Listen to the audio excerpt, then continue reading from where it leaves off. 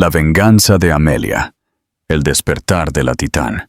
El silencio de un ático de 10 millones de euros puede ser un vacío muy especial. Para Amelia Soler, era una caverna de hielo reluciente. Esa noche, el único sonido era la respiración agitada y dolorosa de su hijo David, de 6 meses, y el eco de las últimas palabras de su marido. Adrián se había parado en la puerta, con un traje de Tom Ford que valía más que el coche de los padres de ella, su apuesto rostro marcado por la impaciencia. Ella le había rogado que no se fuera, no esa noche. «Está ardiendo, Adrián», había suplicado. Él simplemente se ajustó los gemelos, sus ojos tan fríos como el mármol bajo sus pies. «Es solo un bebé, estarás bien», había dicho, desestimando su terror, desestimando a su hijo. Luego se fue. La puerta se cerró con un clic mientras iba a ver a su amante, dejando a Amelia sola en su jaula dorada, con un hijo enfermo y el corazón destrozado. Ella pensó que esa había sido la peor noche de su vida. Se equivocaba. A la mañana siguiente, llamó el jefe de él, y la verdadera pesadilla comenzó. Si te identificas con la fuerza de Amelia, dale a me gusta a este vídeo y suscríbete para no perderte las historias de quienes se atreven a luchar. El precio de la indiferencia. Amelia Soler creyó vivir un cuento de hadas. Conoció a Adrián Soler en una gala benéfica, un romance vertiginoso sacado de las páginas de una revista. Él era el chico de oro de Capital Soler & Valdés, una estrella en ascenso en el despiadado mundo financiero de Nueva York. Era encantador, ambicioso y devastadoramente apuesto. La persiguió con una intensidad que la dejó sin aliento. Él decía amar su inteligencia, su ingenio agudo, su fuerza tranquila. La convenció de poner en pausa su prometedora carrera en contabilidad forense. «Construiré un imperio para nosotros, Amelia», le susurró al oído. «Tú solo tienes que estar a mi lado». Y por un tiempo, fue perfecto. El extenso ático con vistas a Central Park, los vestidos de alta costura, los viajes a St. Barth en un jet privado. Era una vida de privilegios inimaginables. Cuando nació su hijo, David, Amelia pensó que su mundo estaba completo. Tenía el marido perfecto, el bebé perfecto, la vida perfecta. Pero la perfección estaba aprendiendo. Era un frágil barniz. Las grietas habían comenzado a aparecer lentamente. Las noches en la oficina se hicieron más frecuentes. Los viajes de negocios se extendieron sin explicación.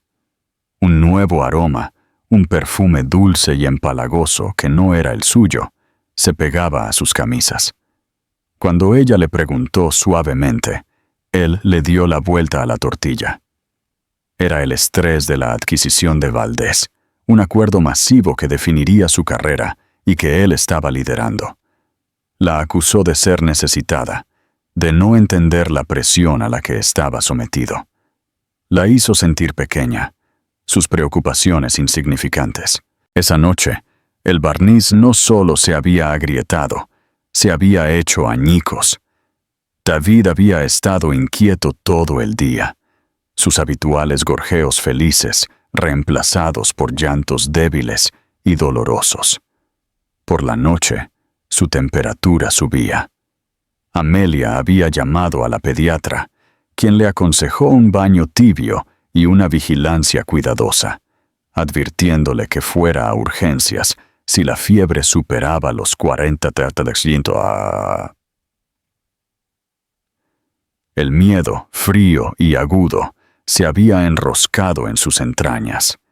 Era una madre primeriza, y la responsabilidad le parecía inmensa, aterradora. Adrián había llegado a casa poco después de las 8, entrando al apartamento. ya quitándose su chaqueta de trabajo y poniéndose una nueva para su salida nocturna. «No puedes irte», había dicho Amelia. Su voz temblaba ligeramente. Sostenía a David cerca. Su pequeño cuerpo irradiaba un calor aterrador contra su pecho. «Está enfermo, Adrián. Muy enfermo. Su fiebre es de 39. Adrián apenas los miró. Estaba enviando un mensaje de texto, una pequeña sonrisa de suficiencia en su rostro. Ella sabía a quién le estaba enviando un mensaje. Clara, la publicista junior, increíblemente joven e increíblemente rubia de una firma rival. Amelia había visto su nombre parpadear en su teléfono más de una vez. «Estará bien», dijo Adrián, su tono despectivo. «Los bebés tienen fiebre, es lo que hacen. El médico dijo que tenemos que vigilarlo. Tengo miedo. Y si empeora, te necesito aquí». Su súplica era cruda, despojada de todo orgullo. Él finalmente la miró, y su expresión era de genuina molestia. Era la mirada de un hombre cuyos planes nocturnos estaban siendo amenazados por una inconveniencia trivial. «Amelia, no seas tan dramática. Tengo una cena importante. Es por la adquisición. Es negocio». «¿Negocio?», se burló ella, una risa amarga escapando de sus labios. «Tu negocio se llama Clara, ¿verdad?». Su rostro se endureció. La máscara del marido encantador cayó, revelando al hombre frío y despiadado debajo. «Mi negocio no es asunto tuyo. Tu trabajo es encargarte de esto». Hizo un gesto vago hacia el bebé que gemía en sus brazos. «Es solo un bebé. Estarás bien». Las palabras la golpearon más fuerte que un golpe físico. «Es solo un bebé». Todo su mundo, el pequeño y perfecto ser humano que había creado, reducido a una inconveniencia. «Estarás bien. Una orden, no una garantía». «Por favor, Adrián», susurró ella por última vez, las lágrimas brotando de sus ojos. «No me dejes sola esta noche». Él no respondió. Simplemente caminó hacia la puerta, la abrió y se fue. La pesada puerta insonorizada se cerró con un clic, sellándola dentro de la prisión silenciosa y opulenta que él había construido para ella. El silencio era ensordecedor, solo roto por la respiración agitada de David. Amelia se hundió en el lujoso sofá blanco, abrazando a su hijo enfermo con más fuerza, y por primera vez en su matrimonio, sintió un odio profundo e insondable por el hombre al que había prometido amar para siempre. Estaba sola, y la larga y aterradora noche apenas comenzaba. Las horas después de que Adrián se fue, se convirtieron en un rastreo de pesadilla. El extenso ático, generalmente un símbolo de éxito y seguridad, se sentía como un museo vacío. Cada sombra parecía estirarse y retorcerse en una forma amenazante. El mundo de Amelia se redujo al cuerpo pequeño y caliente en sus brazos, la pantalla digital del termómetro y el latido frenético de su propio corazón. Le dio a David el baño tibio que la pediatra había indicado. Él lloró débilmente, sus pequeñas extremidades flácidas en el agua. Lo secó suavemente con una toalla suave, lo vistió con un mono ligero e intentó que tomara un poco de fórmula, pero él se negó, girando la cabeza con un gemido de dolor. Su fiebre se mantenía constante en 39. Alrededor de la medianoche, una oleada de puro pánico la invadió. ¿Y si se le estaba pasando algo? ¿Y si no era solo una simple fiebre? Su mente, generalmente tan aguda y analítica por sus días de contabilidad, era una niebla de agotamiento y miedo. Intentó llamar a Adrián. La primera vez sonó, y sonó antes de ir al buzón de voz. Ha llamado a Adrián Soler. No estoy disponible ahora mismo, pero su llamada es importante para mí. Deje un mensaje. Una mentira. Su llamada claramente no era importante para él. Lo intentó de nuevo 10 minutos después. Esta vez fue directamente al buzón de voz. O había apagado el teléfono, o había bloqueado su número. La comprensión fue una nueva punzada de dolor. Él estaba con Clara, riendo, bebiendo, envuelto en un mundo donde ella y su hijo enfermo no existían. Se los imaginó en un elegante restaurante de Soho, su mano en la espalda de ella, su encantadora sonrisa desplegada para otra persona. La imagen alimentó una ira fría y dura que comenzó a solidificarse sobre su miedo. A las 2:15 a.m., la pesadilla se intensificó. David soltó un grito agudo y penetrante que sacudió a Amelia de una media siesta en el suelo de la guardería. Se lanzó a la cuna. Él estaba temblando, con los ojos ligeramente en blanco, su pequeño cuerpo convulsionando. Una convulsión febril. La pediatra lo había mencionado como una posibilidad. Un efecto secundario raro, pero aterrador de una fiebre que subía rápidamente. «Dios mío, no, no, no», cantó Amelia, recogiéndolo. Su cuerpo estaba rígido, su espalda arqueada. Solo duró 30 segundos, pero pareció una eternidad. Cuando terminó, él se quedó flácido en sus brazos, su respiración superficial, su rostro pálido. Ella no dudó. Cogió la bolsa de pañales, su bolso y sus llaves, envolviendo a David en la manta más gruesa que pudo encontrar. Ni siquiera se molestó en cambiarse el pijama de seda, empapado en lágrimas. Mientras corría por el salón, buscó a tientas su teléfono para llamar a un Uber. Sus manos temblaban tanto que apenas podía desbloquear la pantalla. Su mirada se posó en el despacho de Adrián, la puerta ligeramente entreabierta. Una sola lámpara estaba encendida, iluminando el desorden en su escritorio de caoba. Por una fracción de segundo, sintió una oleada de rabia tan potente que casi le hizo flaquear las rodillas. Él estaba con su amante, mientras su hijo tenía una convulsión. La injusticia era un peso físico. Sus ojos se fijaron en una pila de papeles cerca de su portátil. Encima había un archivo etiquetado como Adquisición Valdés. Proyecto Ruiseñor. ¿Ruiseñor? Sonaba tan delicado, tan inocente. Debajo, vio libros de contabilidad y extractos bancarios de una sociedad holding de la que nunca había oído hablar. Ruiseñor Holdings, S.L. En su vida antes del matrimonio, había pasado años desentrañando estructuras corporativas como esta. Incluso en su estado de pánico, sus viejos instintos se encendieron. Algo no encajaba, pero no había tiempo. David gimió de nuevo, un sonido que la devolvió al presente horroroso. Salió corriendo del apartamento, el Uber esperando abajo. El viaje al Hospital La Paz fue un borrón de luces de la ciudad y oraciones silenciosas. En la sala de emergencias era una madre frenética, en pijama, abrazando a su hijo pálido. Las enfermeras y los médicos fueron rápidos y profesionales, llevando a David a una sala pediátrica. Le pidieron la información de contacto de su padre. «No está disponible», dijo Amelia.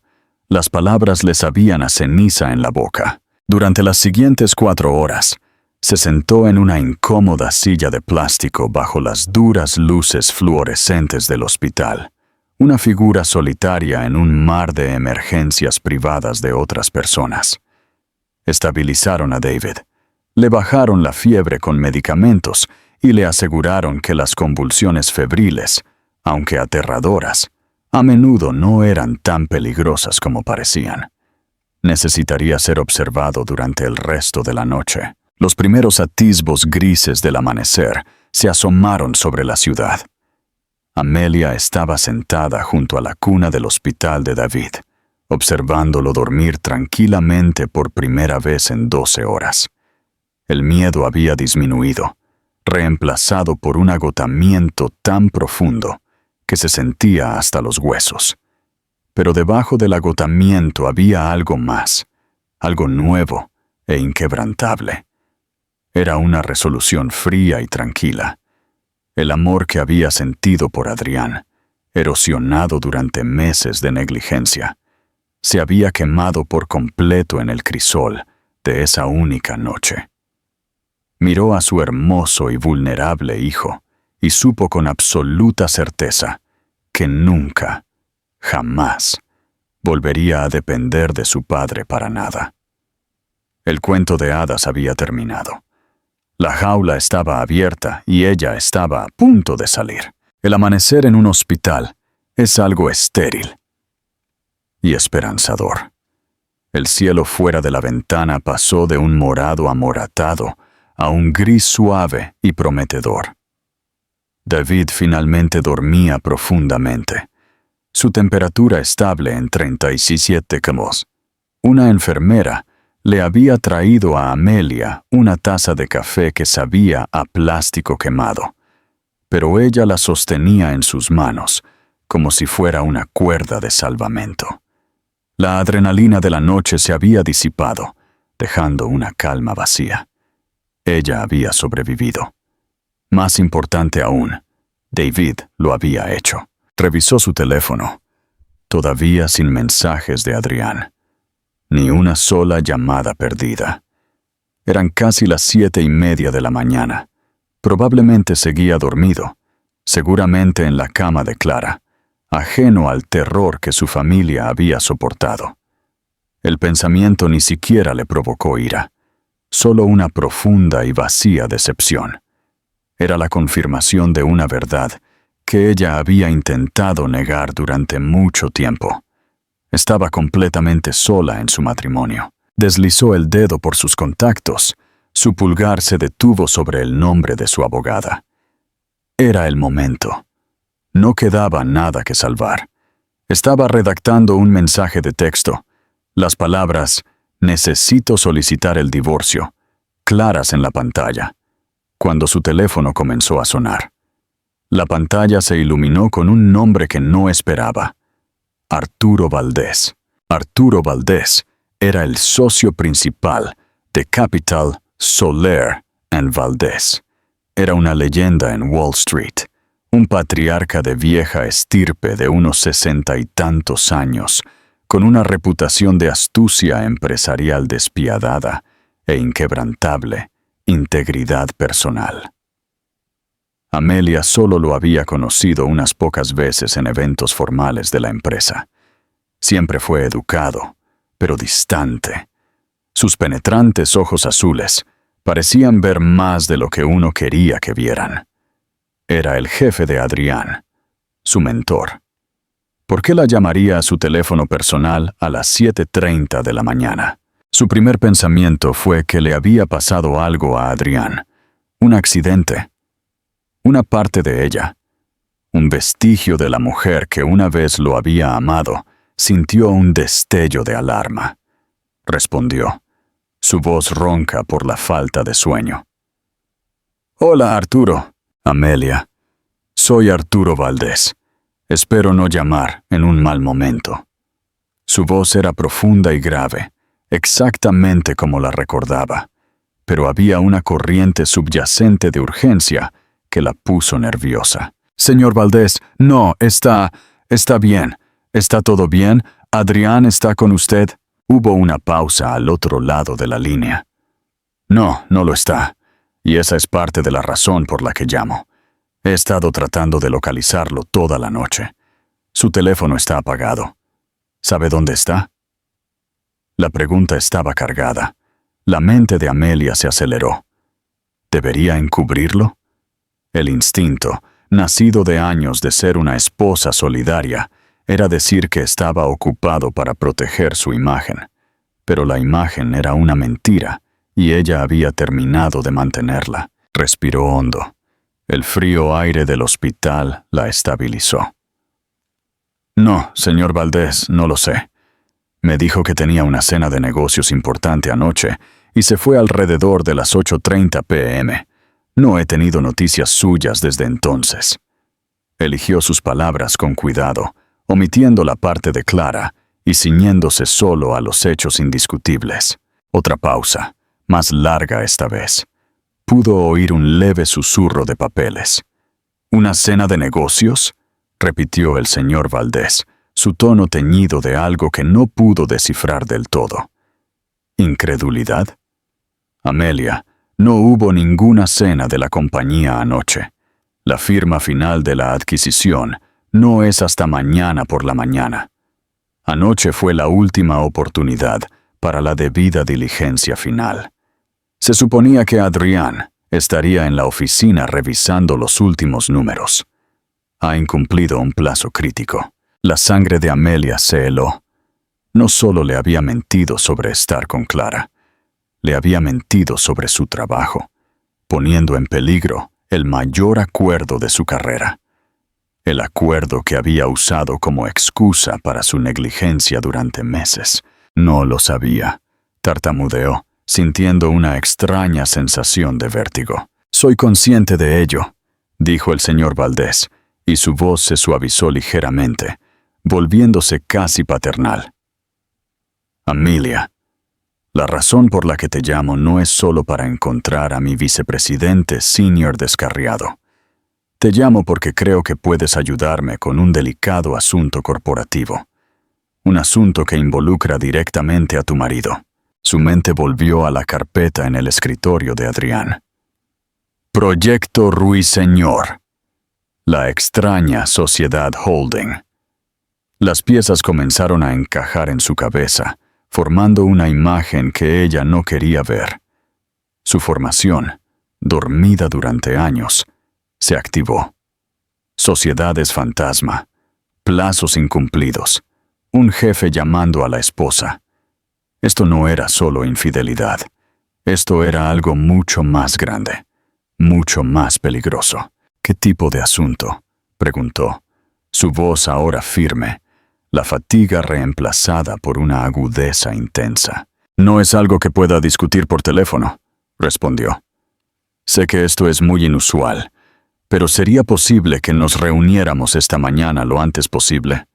Mi coche puede estar donde sea que estés en 20 minutos». Miró a David, que dormía plácidamente en su pequeña cama de hospital. Estaba a salvo ahora. Él era su prioridad. Pero protegerlo también significaba asegurar su futuro, un futuro que ahora estaba inextricablemente ligado a lo que Adrián había hecho. Tenía que saberlo. «Estoy en el Hospital La Paz con mi hijo», dijo, su voz firme. «Pero él está estable. Dame una hora. Envía el coche». «No la oficina», dijo rápidamente. «Demasiados ojos y oídos. Hay una suite privada en el Hotel Ritz. Te enviaré los detalles por mensaje de texto». «Amelia, gracias. Podría ser la única persona que pueda ayudar a desentrañar esto». Colgó. Amelia miró su teléfono, la pantalla a oscuras. Su mundo había girado sobre su eje. Anoche era una esposa agraviada, una madre asustada. Esta mañana era algo completamente diferente. Era una mujer con una elección, de pie al borde de una conspiración que apenas comenzaba a comprender. La llamada no fue un final, fue un comienzo. ¿Qué crees que descubrirá Amelia sobre el proyecto Ruiseñor? ¿Podrá su pasado como contable forense ayudarla a desentrañar el misterio? Comenta tus predicciones y comparte esta historia para que más personas se unan al suspense. El ajedrez corporativo. El Hotel Ritz era un icono de lujo discreto del viejo mundo, un mundo alejado de la realidad estéril del hospital. Un coche negro enviado por el señor Valdés la había trasladado rápidamente del Hospital La Paz al vestíbulo privado del hotel. Había logrado convencer a una amable enfermera para que vigilara a David durante un par de horas, prometiendo volver antes de que se despertara. vestida con un uniforme quirúrgico prestado del almacén del hospital. Era la única ropa limpia disponible. Se sintió completamente fuera de lugar, caminando por el vestíbulo de mármol. Arturo Valdés la esperaba en una suite penthouse con vistas al parque, la misma vista que su propio apartamento, pero desde un ángulo diferente y más sombrío. No era el imponente titán corporativo que recordaba. Era un hombre con el peso del mundo sobre sus hombros. Vestía un sencillo traje gris, su corbata desatada, y la saludó no con un apretón de manos, sino con una mirada preocupada. «Amelia, gracias por venir. Por favor, siéntate. ¿Quieres algo? ¿Café? ¿Té? ¿Agua?» «Café sería maravilloso». «Gracias», dijo ella, hundiéndose en un sillón que probablemente valía más que toda su matrícula universitaria. Él mismo le sirvió una taza, sus movimientos lentos y deliberados. «Primero», dijo, sus penetrantes ojos azules encontrándose con los suyos. «¿Cómo está tu hijo?» La genuina preocupación en su voz casi la desarmó. «Está bien, estará bien. Fue una convulsión febril, pero los médicos dicen que se ha recuperado bien». Valdés asintió, con una expresión sombría. «Lamento mucho que hayas tenido que pasar por eso sola. Adrián debería haber estado allí». No fue una acusación, sino una simple declaración de hecho. Dejó que el silencio se cerniera en el aire por un momento antes de ir al grano. Abrió una carpeta encuadernada en cuero sobre la mesa de café entre ellos. «Amelia, cuando contratamos a Adrián como vicepresidente asociado, hicimos una exhaustiva verificación de antecedentes, de él y de ti». Amelia se puso rígida. «¿De mí? Por supuesto», dijo con calma. «El cónyuge de un ejecutivo clave forma parte del paquete. Necesitamos saber que no hay responsabilidades. Tu expediente, francamente, era más impresionante que el suyo. Primera de tu clase en la Universidad de Comillas, una estrella en ascenso en Deloitte, en su división de contabilidad forense, descubriste el esquema de fraude de tecnología médica de 2018. Los socios allí quedaron devastados cuando te fuiste». Ella lo miró atónita. Adrián siempre había restado importancia a su carrera pasada, enmarcándola como un pequeño trabajo que tenía antes de conocerlo y de que comenzara su vida real. Él la había hecho sentir como si hubiera sido una analista competente, pero sin nada especial. Escuchar sus logros expuestos tan claramente por un hombre como Arturo Valdés fue desconcertante. «Renuncié a eso», dijo en voz baja, «por mi familia». «Lo sé», dijo Valdés, su mirada inquebrantable. Y Adrián sabía exactamente a qué te estaba convenciendo de renunciar. Él no se casó con una hermosa socialité, Amelia. Se casó con una de las mentes financieras más agudas que he visto en papel.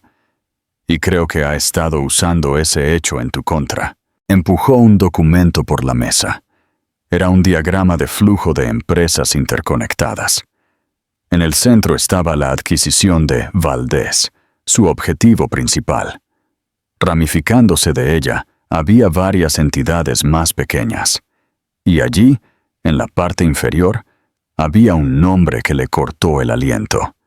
Ruiseñor Holdings S.L. El porqué del proyecto Ruiseñor, como Adrián tan poéticamente lo llamó, es un fantasma, explicó Valdés, su voz baja e intensa. Es una sociedad fantasma que estableció hace 6 meses, registrada en Delaware, con más vínculos a cuentas en el extranjero, en las Islas Caimán. Ha estado utilizando la adquisición como tapadera. En los últimos meses, ha desviado sistemáticamente casi 15 millones de euros de nuestra firma. Amelia sintió que la sangre se le drenaba del rostro. Malversación. Era mucho peor de lo que había imaginado.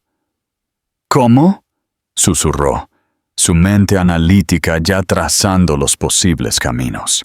Al crear facturas fraudulentas por servicios de consultoría y gastos de diligencia debida relacionados con la adquisición, continuó Valdés. Las facturas son presentadas por Ruiseñor Holdings y pagadas por nuestro departamento de contabilidad. Adrián es quien aprueba los pagos. Ha estado alterando los libros, enterrando los gastos dentro de la transacción multimillonaria, esperando que nadie notara unos pocos millones aquí y allá. ¿Pero la pista de auditoría? Comenzó Amelia, sus viejos instintos tomando el control. Alguien la encontraría eventualmente. Exacto, dijo Valdés, inclinándose. Y él también tiene un plan para eso. Ha fabricado un rastro digital para culpar a un analista junior de su departamento, un joven llamado Miguel Sanz. Todas las transferencias, desde un punto de vista técnico, parecen originarse en la estación de trabajo de Miguel. El plan de Adrián, creemos, era dejar que la adquisición se cerrara mañana, luego desaparecer. Para cuando nuestra auditoría trimestral descubriera la discrepancia, él ya se habría ido y un chico inocente pagaría las consecuencias. La pura y calculada crueldad era impresionante. No era solo un tramposo y un mentiroso. Era un depredador. ¿Por qué me cuenta esto?, preguntó Amelia, aunque ya sabía la respuesta. Porque fue descuidado, dijo Valdés, con un destello de ira en sus ojos. Anoche fue su última oportunidad para limpiar el expediente, para finalizar los registros falsificados antes de que se cerrara el trato. Pero no estaba en la oficina. Estaba, como usted sabe, ocupado con otras cosas. Dejó su ordenador de trabajo encendido, conectado a la red. Nuestra seguridad informática detectó un intento inusual de inicio de sesión remoto a sus archivos esta mañana temprano desde una dirección IP no autorizada. Mi director de TI me despertó a las 4 de la mañana. Empezamos a investigar. Lo que hemos encontrado es incriminatorio, pero está incompleto. La última pieza del rompecabezas, el libro de contabilidad físico que conecta Ruiseñor Holdings directamente con él y sus cuentas en el extranjero, no está en su oficina. Hizo una pausa. Su mirada se encontró con la suya. Creemos que está en su oficina en casa, en su apartamento. La mente de Amelia volvió a la carpeta en el escritorio. El archivo, la sensación de que algo andaba mal. Debió haberlo traído a casa para trabajar anoche antes de que el atractivo de Clara resultara demasiado fuerte. La arrogancia de dejar pruebas de un fraude multimillonario tiradas por su casa. Usted es la única que puede conseguirlo sin alertarlo, afirmó Valdés simplemente.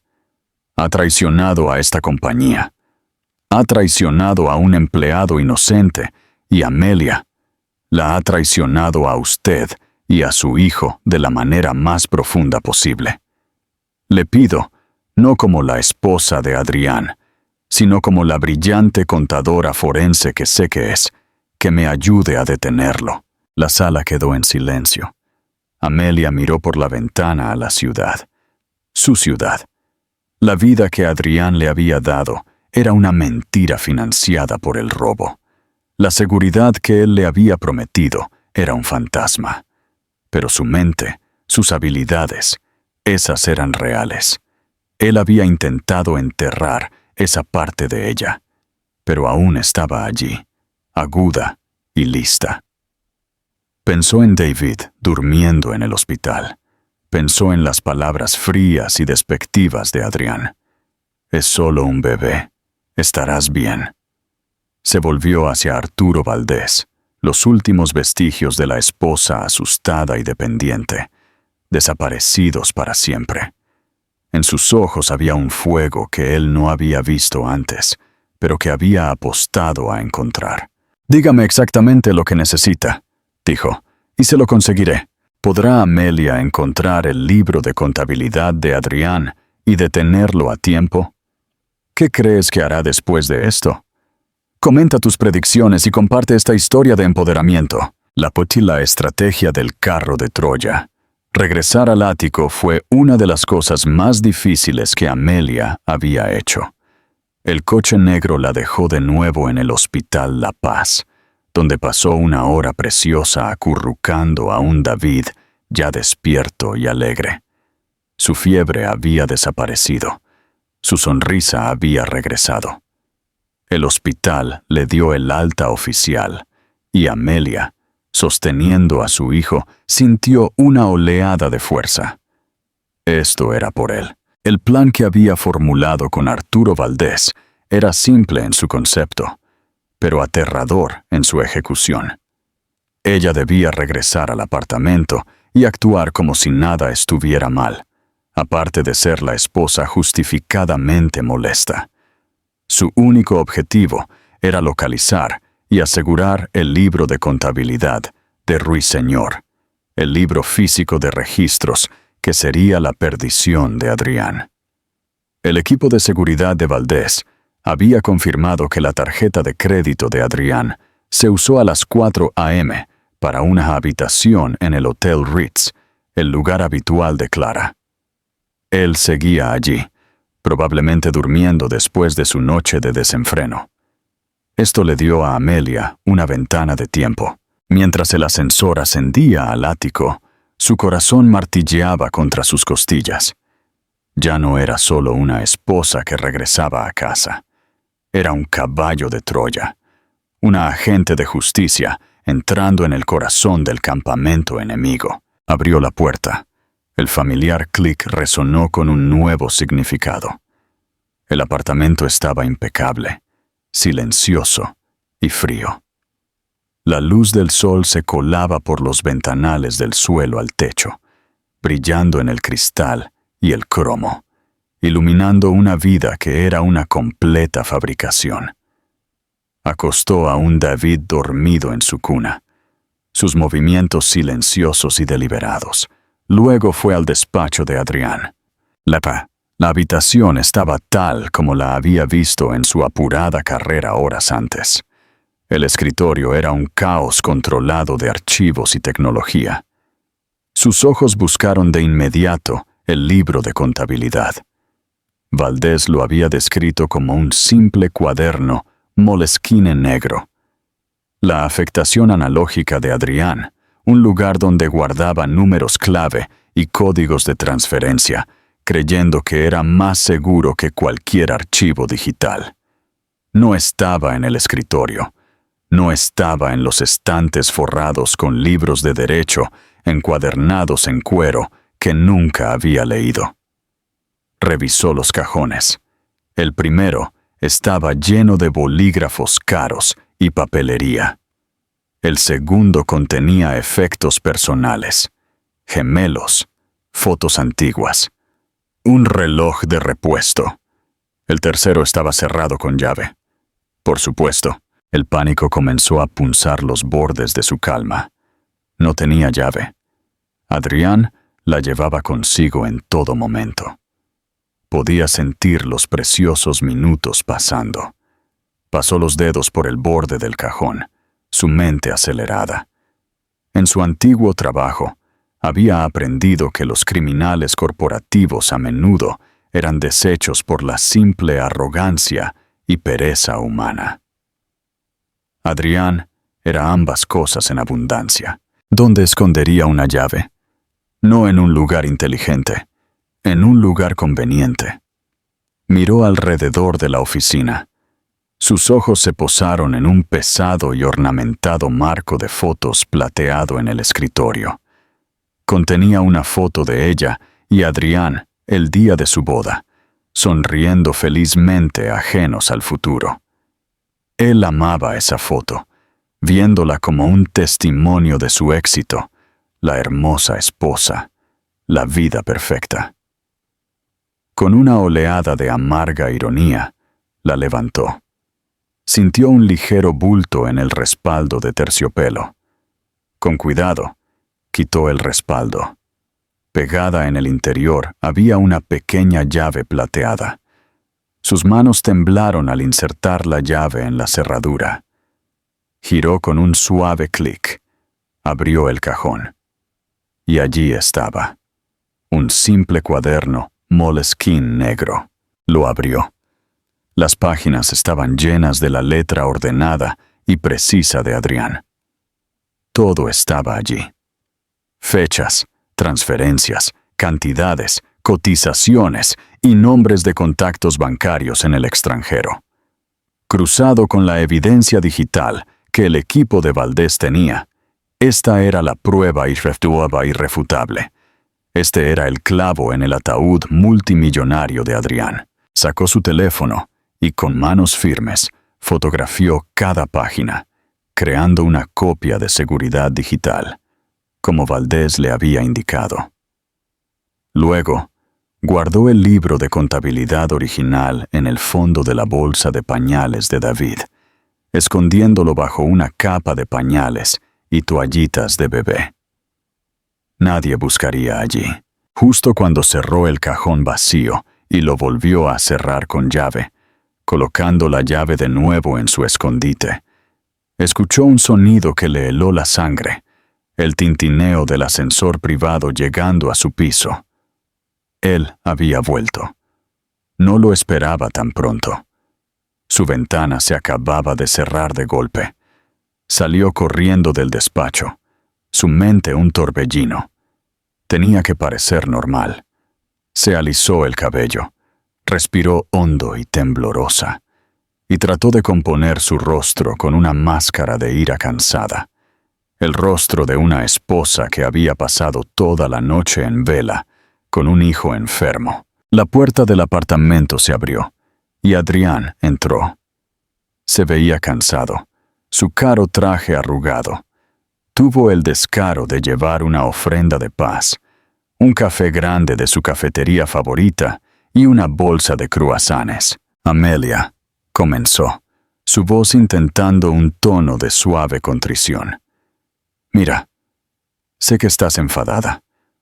Siento mucho lo de anoche. Las cosas con el trato se salieron de control. Debería haberte llamado. Ella lo miró a su apuesto rostro mentiroso. Pensó en la convulsión de David, en su terror en el hospital, en el inocente Miguel Sanz, a punto de ver su vida arruinada. Pensó en el libro de contabilidad, escondido a menos de 6 metros en la bolsa de pañales de su hijo.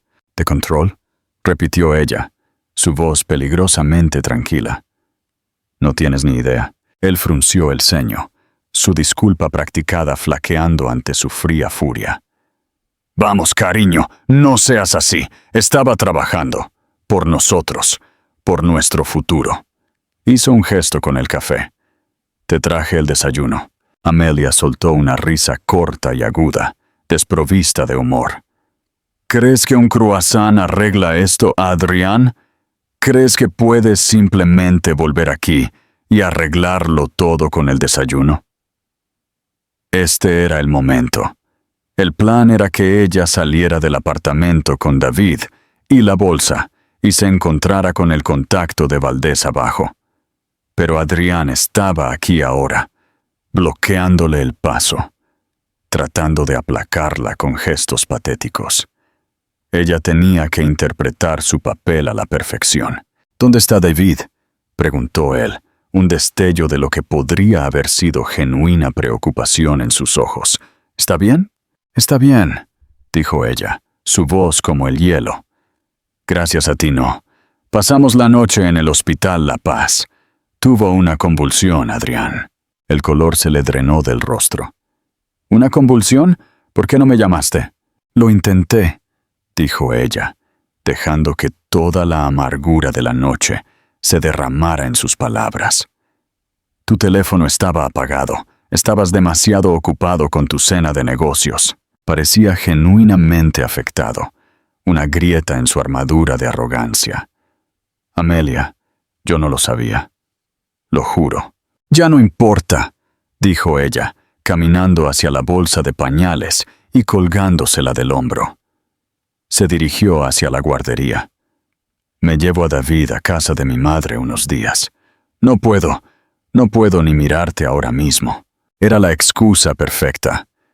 Él lo vería como una esposa que necesita espacio, no como una mujer que lleva la evidencia que lo destruiría. Espera, Amelia, hablemos de esto, suplicó, siguiéndola. Ella levantó a su hijo dormido de la cuna, su peso un ancla reconfortante en la tormenta. No hay nada de qué hablar, Adrián, dijo, girándose para mirarlo, sus ojos duros como diamantes. Tú tomaste tu decisión anoche, ahora yo estoy tomando la mía.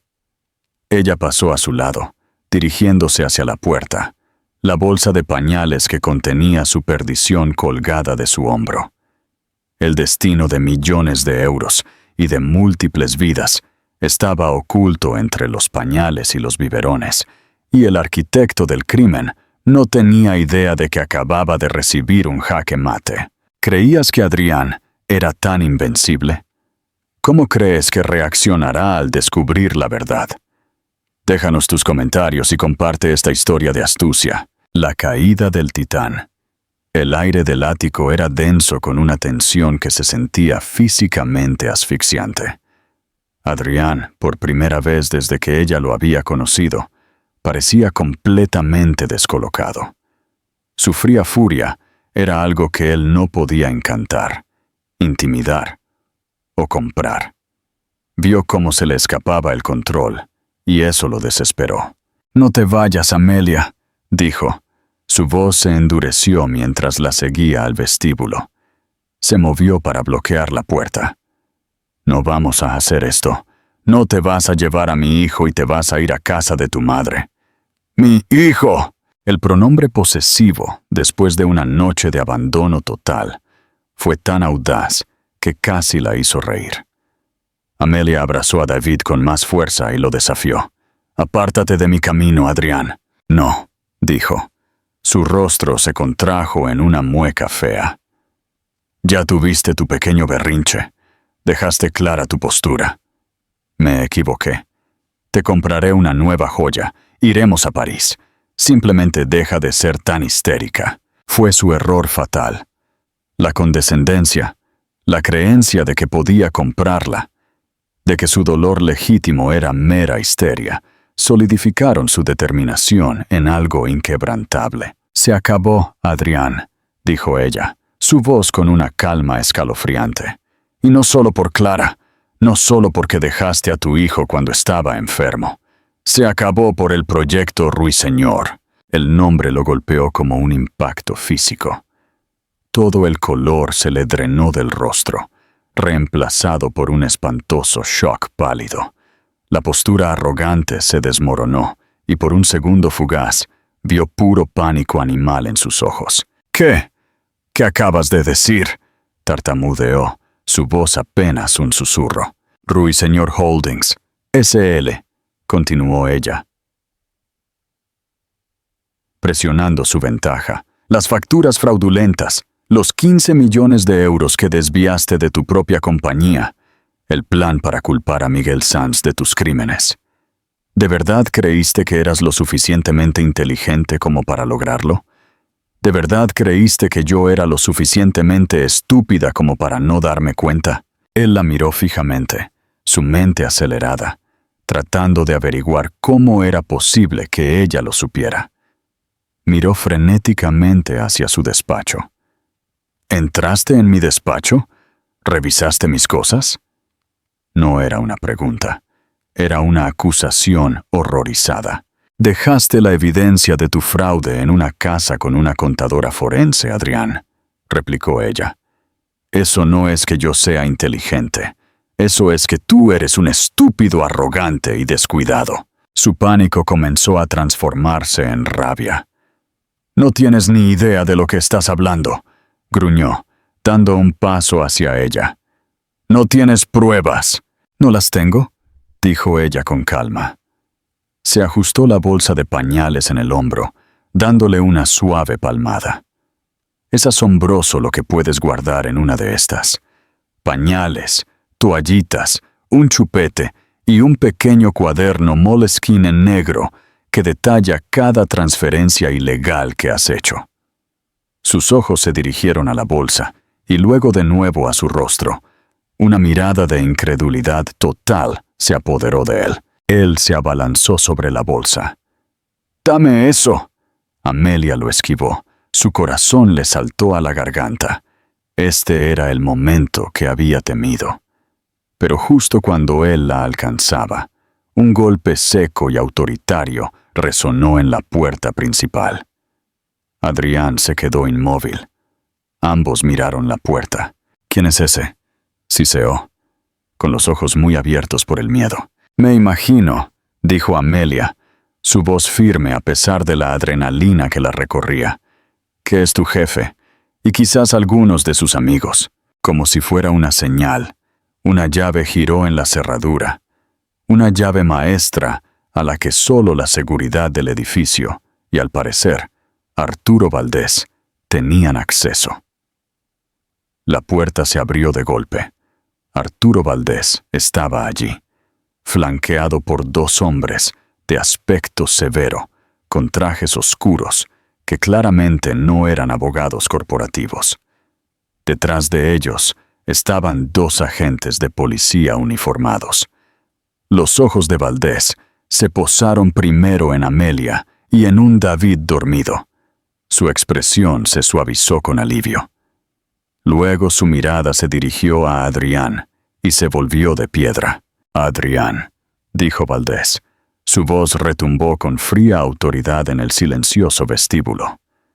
«Tu pequeño proyecto ha terminado». Adrián miró de Valdés a los agentes de policía. Su rostro, una máscara de bravuconería desmoronada. Estaba atrapado. Dirigió su mirada desesperada y furiosa de nuevo a Amelia. «Tú hiciste esto», susurró. Su voz destilaba veneno. «Tú, mi propia esposa. Dejaste de ser mi marido anoche cuando saliste por esa puerta», replicó Amelia, su voz clara y fuerte. «Dijiste, es solo un bebé, estarás bien. Bueno, David está bien. Y yo estoy más que bien. Soy libre». Uno de los detectives dio un paso al frente. «Adrián Soler, queda usted bajo arresto por sospecha de hurto mayor, malversación y fraude electrónico». Mientras el oficial comenzaba a leerle sus derechos, la fachada de Adrián finalmente se hizo añicos por completo. El encantador millonario, el titán de Wall Street, se desvaneció. En su lugar había un criminal común, acorralado y patético. No se resistió mientras le esposaban las manos a la espalda. Su caro traje ahora el uniforme de un hombre caído. Lo sacaron del apartamento, pasando por las mesas de mármol y el arte de valor incalculable que había adquirido con dinero robado.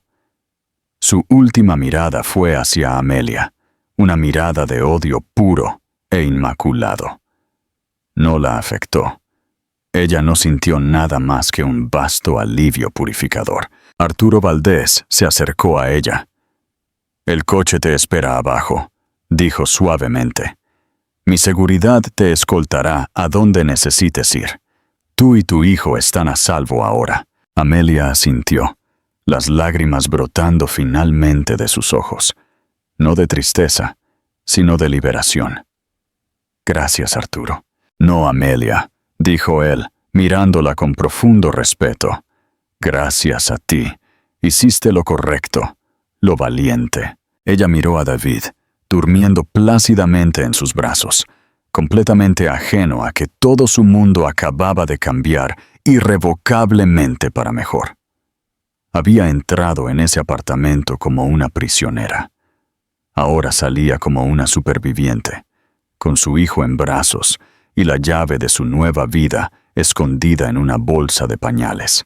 La reclamación del legado. El martillo cayó en la sala del tribunal, con paneles de madera, en un silencio sepulcral. El sonido resonó con una finalidad que pareció sacudir el polvo del aire. 6 meses después del día en que Adrián abandonó a su familia, su destino estaba sellado. Amelia estaba sentada en la última fila, una figura solitaria, con un sencillo vestido azul marino, habiéndose deslizado sin ser vista después de que comenzaran los procedimientos. No había ido por venganza o espectáculo. Había ido por cerrar un capítulo, para presenciar el final definitivo de la vida de la que había escapado. Adrian estaba de pie ante el juez, una sombra del hombre que una vez fue. Los impecables trajes de Tom Ford habían desaparecido, reemplazados por un mono estándar que le quedaba holgado. Su carismática confianza se había evaporado, dejando un resentimiento pálido y amargo. Cuando el juez lo sentenció a una pena de 7 a 10 años en una institución correccional federal, no se inmutó. Simplemente miró al frente, con la mandíbula tensa. Pero mientras lo llevaban, sus ojos recorrieron la galería y encontraron los suyos. Por un momento, vio un destello del hombre con el que se casó, una mirada desesperada y suplicante. Pero fue inmediatamente engullido por el odio venenoso, ahora familiar. Amelia le sostuvo la mirada sin malicia, su expresión de serena y triste finalidad. Luego se dio la vuelta y se alejó, dejando que el fantasma de Adrián Soler se desvaneciera en los anales de la historia de los tribunales. Su nueva vida no había comenzado ese día. Había comenzado en el momento en que salió de ese ático. Las semanas siguientes al arresto de Adrián fueron un torbellino de desmantelamiento metódico. Contrató a gente de mudanzas, no para empacar, sino para ayudarla a organizar. Recorrió los cavernosos armarios, llenos de vestidos de alta costura y zapatos de diseñador, tocando las telas que una vez se habían sentido como un disfraz para un papel que estaba interpretando. Los dejó todos atrás, junto con las joyas brillantes y los regalos extravagantes que él había usado para apaciguarla. Eran artefactos de una vida que no era la suya, pagados con dinero robado y mentiras.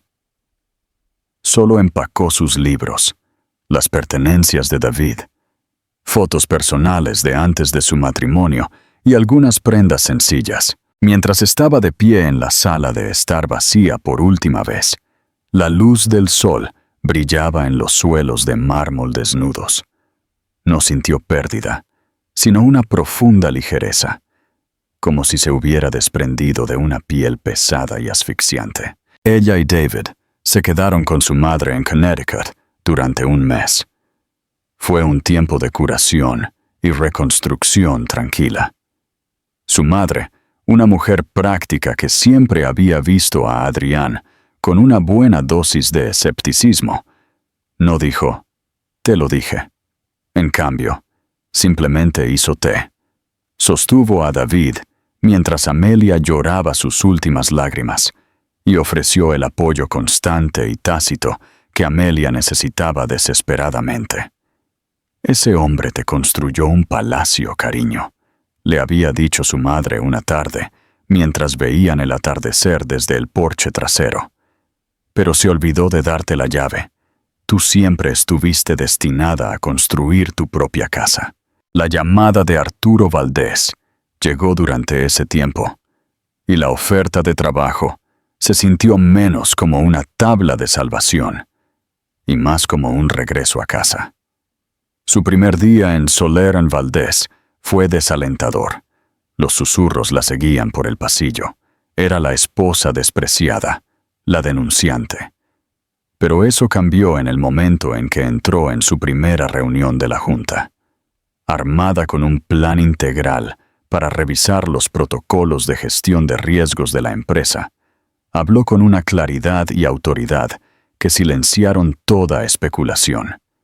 Ya no era la exesposa de Adrián Soler, era Amelia Vega. Había recuperado su apellido de soltera, una formidable profesional, con una mente inigualable para los números y una brújula ética inquebrantable. Su mayor satisfacción provino de ser mentora de su nuevo equipo, especialmente de un joven y brillante analista llamado Miguel Sanz. Al principio, él había sido callado y tímido, todavía afectado por haber sido el chivo expiatorio designado en el plan de Adrián. Una tarde, él se detuvo en su oficina. «Señora Vega», comenzó, jugueteando con un informe. «Solo quería...» «Gracias. No solo salvó mi carrera, salvó la reputación de mi familia, mi futuro. Si alguna vez hay algo que pueda hacer...» Amelia le ofreció una cálida sonrisa. «Ya lo estás haciendo, Miguel. Tu trabajo en las proyecciones trimestrales fue sobresaliente. Sigue haciendo lo que haces. La integridad y el trabajo duro son la única moneda que importa al final. Que esa sea la lección de todo esto». Miguel asintió, una nueva confianza en sus ojos. Al ayudarlo, Amelia sintió que estaba reparando activamente el daño que Adrián había dejado a su paso, convirtiendo su legado destructivo en algo positivo. Ahora, su hogar era una casa adosada de 3 pisos en una calle arbolada en Park Slope. La había comprado con el dinero limpio de su acuerdo de divorcio y la prima por firmar su nuevo trabajo. Tenía techos altos, un pequeño jardín trasero y un hermoso ventanal en el salón, perfecto para leerle cuentos a un David cada vez más activo. El silencio aquí no era el silencio frío y vacío del ático. Era la tranquilidad cálida y pacífica de un hogar lleno de amor, puntuado por los gritos alegres y el balbuceo de su hijo, que ahora daba sus primeros pasos tambaleantes. Algunos días tomaba el metro para ir al trabajo, anónima entre la bulliciosa multitud matutina, y se sentía más poderosa de lo que nunca se había sentido en la parte trasera de un coche con chofer. Su vida era suya, cada pequeña pieza ganada y apreciada. Incluso vio un artículo en línea un día sobre Clara, que había intentado reinventarse como una influencer de bienestar. La sección de comentarios fue un brutal recordatorio de que Internet nunca olvida, y su cambio de carrera rápidamente se desvaneció. Amelia sintió una breve y distante lástima por la chica antes de cerrar la pestaña. Clara era un fantasma de otra vida, irrelevante para su nueva realidad. Esa tarde, mientras el sol poniente pintaba el cielo con tonos naranjas y rosados, Amelia estaba sentada en el suelo de su salón, apilando bloques con David. Él aplaudió con deleite mientras la torre crecía, luego la derribó con un grito de alegría. Su risa era la única música que necesitaba. Recordó las palabras crueles y despectivas de Adrián, que habían sido el catalizador de su transformación. «Es solo un bebé. Estarás bien». Él había estado espectacularmente equivocado. David no era una inconveniencia. Era su ancla, su motivación, su estrella polar. Y ella no solo estaba bien, estaba completa, estaba feliz, estaba libre. Se había enfrentado al millonario, al manipulador, al monstruo que vivía en la jaula dorada, y había descubierto que la llave siempre estuvo dentro de ella. Mirando a su hijo, su hermoso y próspero niño, supo que no solo había construido su propia casa, sino que había construido su propio mundo.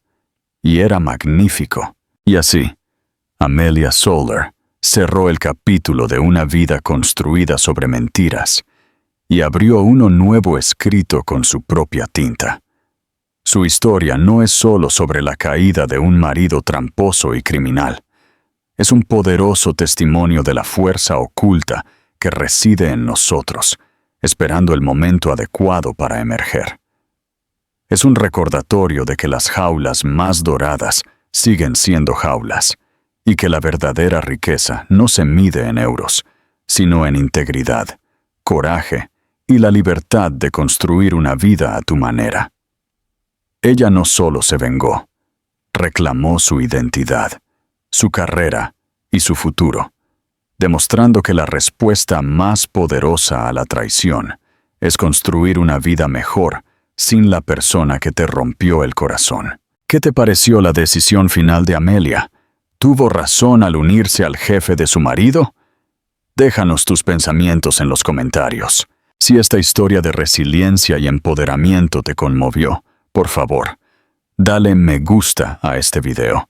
Compártelo con alguien que necesite escucharlo y asegúrate de suscribirte a nuestro canal para más dramas de la vida real que te mantendrán al borde de tu asiento. Gracias por escuchar.